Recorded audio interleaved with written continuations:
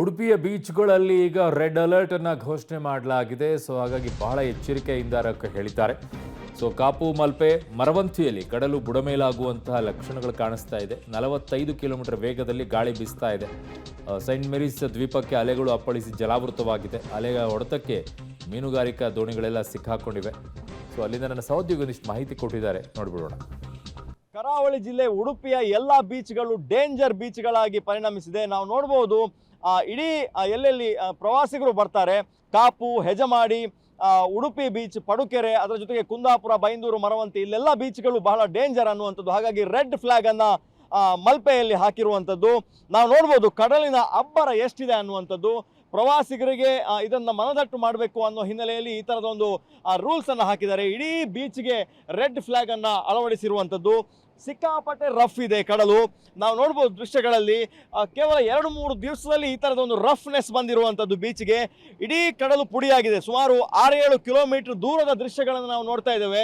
ಯಾವಾಗಲೂ ಮಲ್ಪೆಯಲ್ಲಿ ನಮಗೆ ಅಲೆಗಳು ನೋಡಬೇಕಂದ್ರೆ ಕೇವಲ ಒಂದು 100-200 ಮೀಟರಲ್ಲಿ ಅಲೆಗಳು ಏಳ್ತದೆ ಮತ್ತು ಬಂದು ದಡಕ್ಕೆ ಅಪ್ಪಳಿಸ್ತದೆ. ಇದನ್ನು ಮೋಜು ಮಸ್ತಿಯಾಗಿ ಜನ ಬಳಸ್ಕೋತಾರೆ. ಆದರೆ ಇವತ್ತಿನ ದೃಶ್ಯವನ್ನು ನಾವು ನೋಡ್ಬೋದು.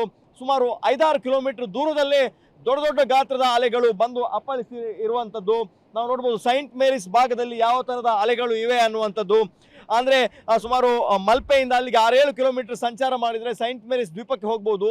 ಇಡೀ ಸೈಂಟ್ ಮೇರೀಸ್ ದ್ವೀಪ ಜಲಾವೃತ ಆಗಿದೆ. ಅಲ್ಲಿನ ಬಂಡೆಕಲ್ಲುಗಳಿಗೆ ದೊಡ್ಡ ದೊಡ್ಡ ಗಾತ್ರದ ಅಲೆಗಳು ಬಂದು ಅಪ್ಪಳಿಸಿರ್ತಕ್ಕಂಥದ್ದು ಇದು ಮಲ್ಪೆಯ ದೃಶ್ಯ. ಒಬ್ಬರು ಪೊಲೀಸರು ಇದ್ದಾರೆ ಇಲ್ಲಿ, ಗಾರ್ಡ್ಗಳನ್ನು ಹಾಕಿದ್ದಾರೆ, ಯಾರೂ ಕೂಡ ಇಳಿಬಾರ್ದು ಅನ್ನುವಂಥದ್ದು. ಎಷ್ಟು ರಫ್ ಇದೆ ಅನ್ನೋದಕ್ಕೆ ಪೊಲೀಸರು ಇಲ್ಲಿ ನಿಗಾವನ್ನು ವಹಿಸಿದ್ದಾರೆ. ಒಂದು ದೊಡ್ಡ ಮೀನುಗಾರಿಕಾ ದೋಣಿಯವರೆಗೂ ಕೂಡ ಅಪ್ಪಳಿಸ್ತಾ ಇದೆ ಅಲೆಗಳು ಬಂದು ಅನ್ನುವಂಥದ್ದು. ಅಂದರೆ ಸಣ್ಣ ಪುಟ್ಟ ನಾಡ ದೋಣಿಗಳನ್ನು ತೆಗೆದು ಮೇಲಕ್ಕೆ ಹಾಕಿದ್ದಾರೆ. ಇದು ಸ್ವಲ್ಪ ದೊಡ್ಡ ಇರುವಂತಹ ಮೀನುಗಾರಿಕಾ ಬೋಟ್, ಇದಕ್ಕೆ ಬಂದು ನೀರು ಅಪ್ಪಳಿಸ್ತಾ ಇದೆ. ಕೇವಲ ನೀರು ದಡಕ್ಕೆ ಮಾತ್ರ ಅಲ್ಲ, ಮಲ್ಪೆ ಬೀಚ್ನವರೆಗೆ, ಸ್ಟೇಜ್ನವರೆಗೂ ಕೂಡ ನೀರು ದಾಟ್ಕೊಂಡು ಹೋಗ್ತಾ ಇರುವ ದೃಶ್ಯಗಳನ್ನು ನಾವು ನೋಡ್ಬೋದು.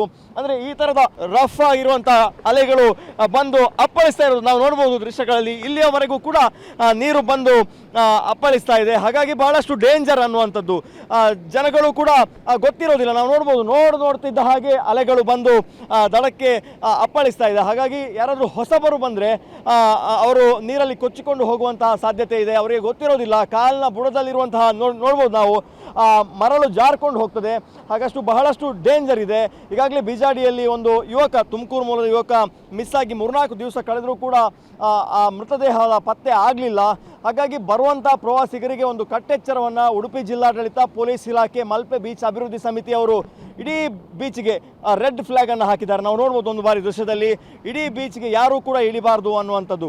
ಅಂದರೆ ನೆಟ್ಟನ್ನು ಅಳವಡಿಸಿದ್ದಾರೆ, ಅಲ್ಲಲ್ಲಿ ಬೋರ್ಡ್ಗಳನ್ನು ಹಾಕಿದ್ದಾರೆ, ಪೊಲೀಸರನ್ನು ಇಲ್ಲಿ ಗಸ್ತು ತಿರುಗಲಿಕ್ಕೆ ನಿಯೋಜನೆ ಮಾಡಿದ್ದಾರೆ. ಹಾಗಾಗಿ ಯಾರೂ ಕೂಡ ಪ್ರವಾಸಿಗರು ಇಳಿಬಾರ್ದು ಸಮುದ್ರಕ್ಕೆ ಅನ್ನುವಂಥದ್ದು.